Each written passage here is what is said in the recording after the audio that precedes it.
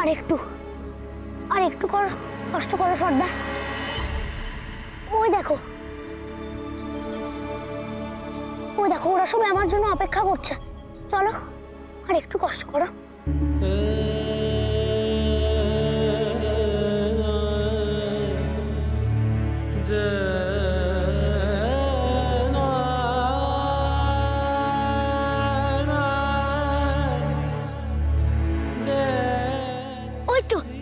ওই তো লোকটা আসছে।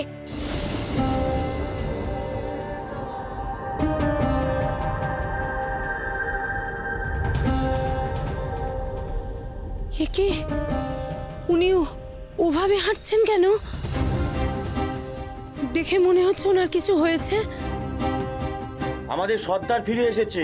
জয় ভবানী ডাকাতের জয়, জয় ভবানী ডাকাতের জয়, জয় ভবানী ডাকাতের জয়, জয় ভবানী ডাকাতের জয়।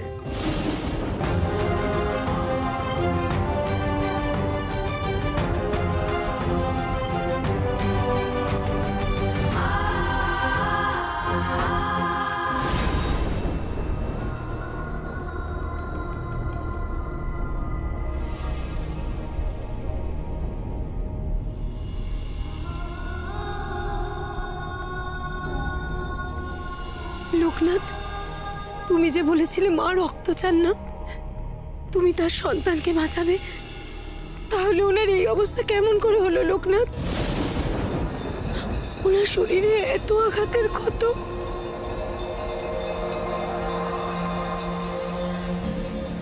বিশ্বাস করো গৌরীমা, এই রক্তপাত আমিও চাইনি, কিন্তু জমিদার যে কিছুতেই শুনলো না। তুমি কিচ্ছু ভেবো না, সর্দারের কিচ্ছু হবে না, আমি ঠিক ওনাকে বাঁচিয়ে দেবো।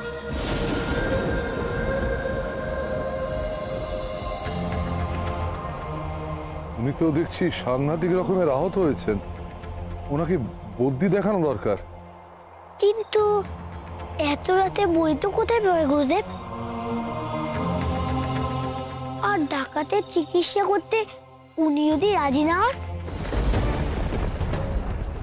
ওনার রক্ত সহজে বন্ধ হয় না, কোনো বৈদ্য পারবেন না এই রক্ত বন্ধ করতে।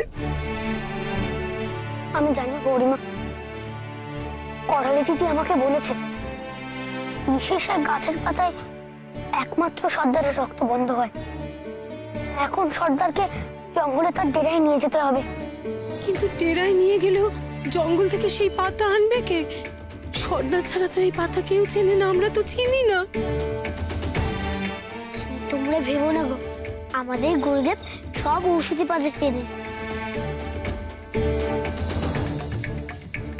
উনি ঠিক নিয়ে আসবেন।